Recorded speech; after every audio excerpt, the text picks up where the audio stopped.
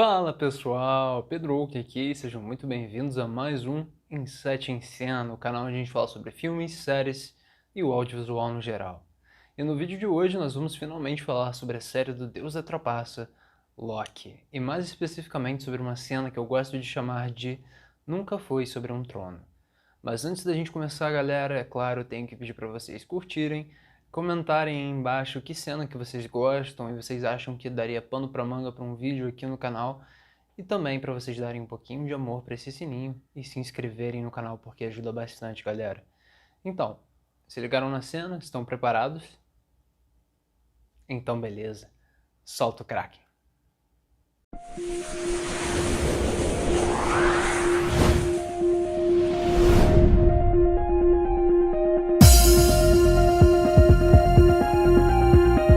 Então, pessoal, como prometido, tô fazendo aqui o episódio do Loki pra vocês.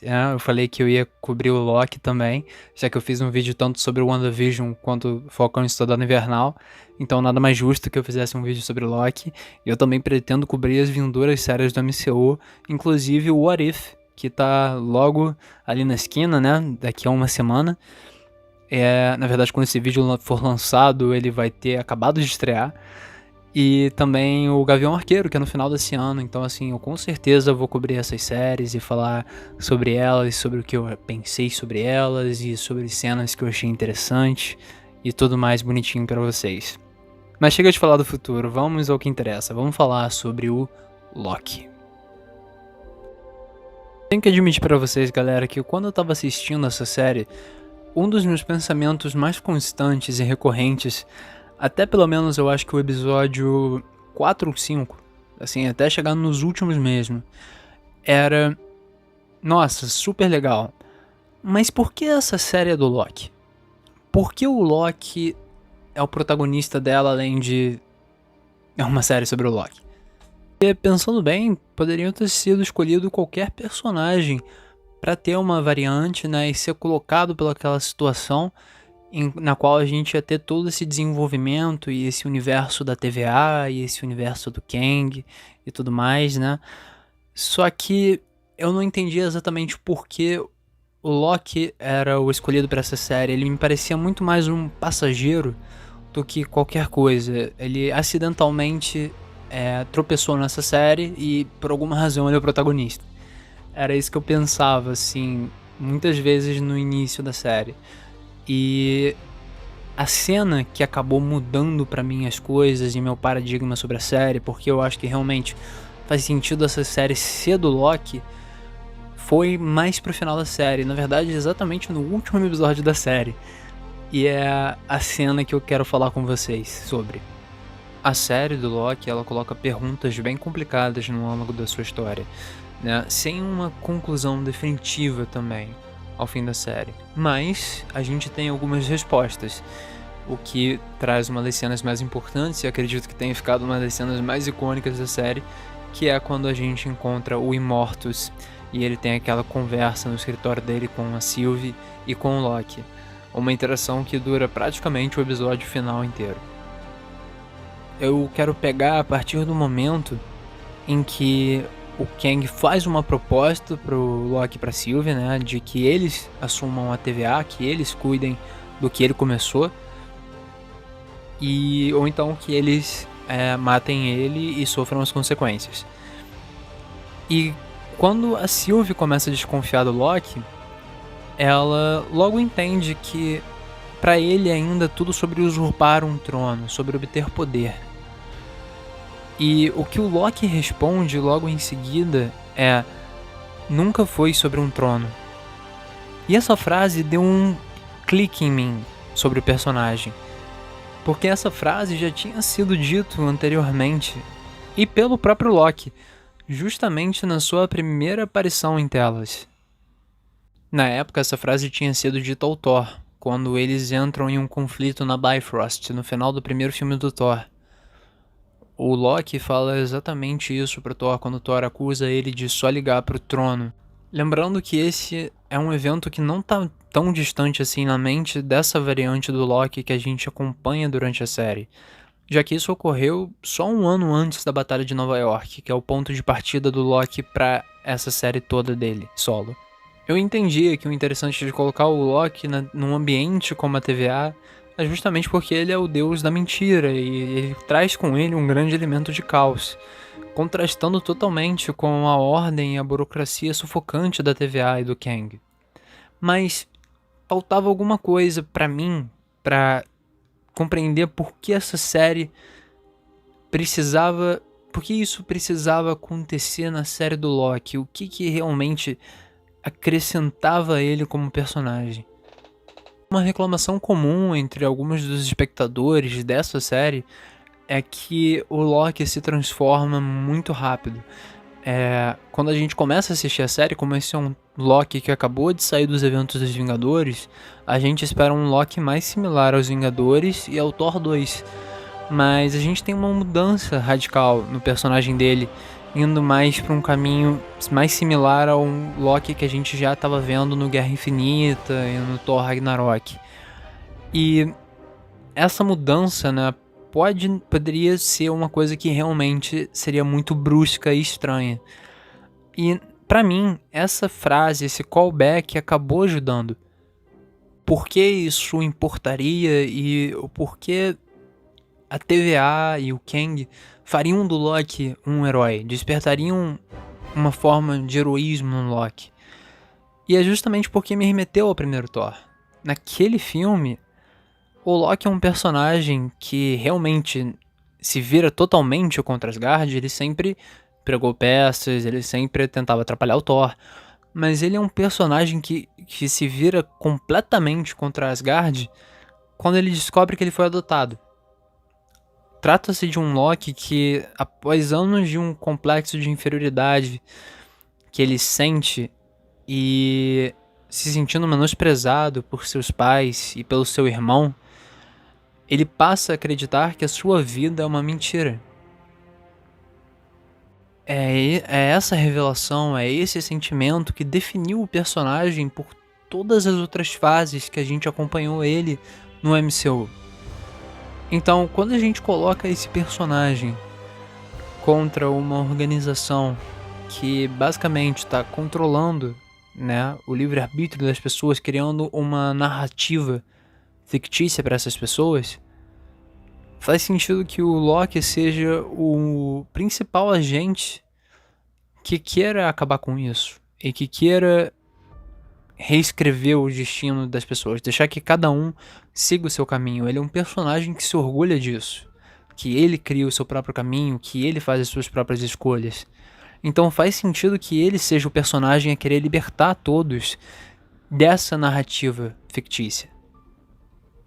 E para ainda fechar melhor ainda o arco dele, a gente tem o fato de que para ele começar a desconfiar da TVA e daquela nova narrativa falsa, para ele se tornar uma das pessoas que levará ao fim desse controle, dessa narrativa fictícia, ele precisa passar por uma jornada na qual ele acaba se apaixonando por ele mesmo.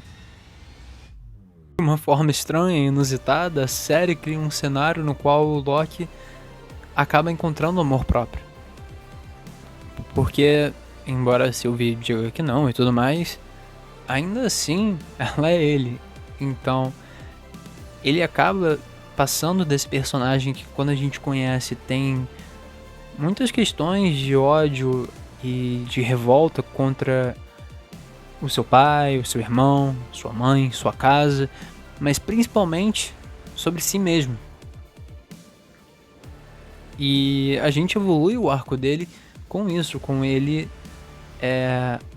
encontrando mais paz, na verdade, tanto com as questões com o irmão, com o pai, e com ele criando esse amor próprio, se apaixonando por uma versão dele mesmo. Acho que inclusive por isso talvez que ela seja tão diferente, porque você tirar essa questão do problema de identidade, o que inclusive é interessante, você estar numa série com várias versões de você mesmo quando você tem um problema com a sua própria identidade. Mas voltando, o fato de você tirar da Sylvie esse conflito e esse ressentimento para Asgard, né? Muito pelo contrário, ela tem memórias boas, embora muito distantes de Asgard.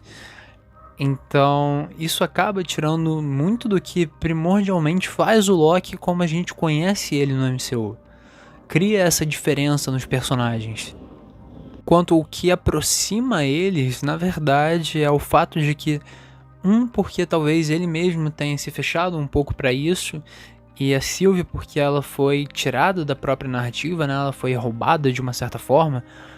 Os dois têm problemas de confiança e não receberam muito amor. Então, os dois conseguem achar um complemento um no outro para isso. Embora essa dinâmica, ao mesmo tempo, também crie um outro conflito pela natureza, né, dos sentimentos deles, que é justamente retornando a cena que me fez dar essa volta toda e que me fez sacar isso tudo. Quando a gente volta para aquela cena, é o que o Loki fala para Sylvie realmente. O problema é que eu não posso ser confiado e você não confia em ninguém. Então, depois do meu compreendimento sobre os personagens, eu acho que eu pude admirar muito mais o resto da série, porque isso era uma coisa que realmente me incomodava. E depois disso eu pude me sentir melhor e pegar os eventos. Tem coisas que eu realmente gosto nessa série, como o plano sequência falso no final do episódio 3, que eu acho sensacional. É um episódio que eu particularmente não gosto muito, mas aquela cena e a do Loki cantando no trem são cenas que eu gosto bastante, né? São cenas muito interessantes. A cena em que os Guardiões do Tempo são desmascarados, eu também acho sensacional no episódio 4. Eu acho que eles têm um trabalho de direção de arte fantástico nessa série, né? Eles colocam vários elementos anacrônicos na TVA, coisas que vêm dos anos 50, 60. Quanto mais burocrático, né, possível, eles criam uma sensação de que o teto é mais baixo na TVA e de que você tem essas luminárias gigantes como olhos que ficam te observando quando você chega lá. Eu acho que é um trabalho fantástico de construção assim de mundo. O próprio palácio também do Kang eu acho muito interessante. Ele por dentro, ele é um cenário físico, né? Ele poderia ter sido super feito em CGI, mas é físico. Então eu acho que a série tem uma série de méritos que eu pude aproveitar muito mais, até mesmo em quesito de direção, tudo mesmo. Depois de eu compreender melhor essa jornada do Loki, que é a descoberta do que é aquele tal do grande, glorioso propósito dele, que eu acho que com o tempo ele acabou se perdendo. O glorioso propósito virou só uma coisa que ele ambicionava, mas ele nunca tinha a dimensão correta do que era. Eu acho que é justamente a transformação desse glorioso propósito em acabar com essas narrativas falsas sobre o universo.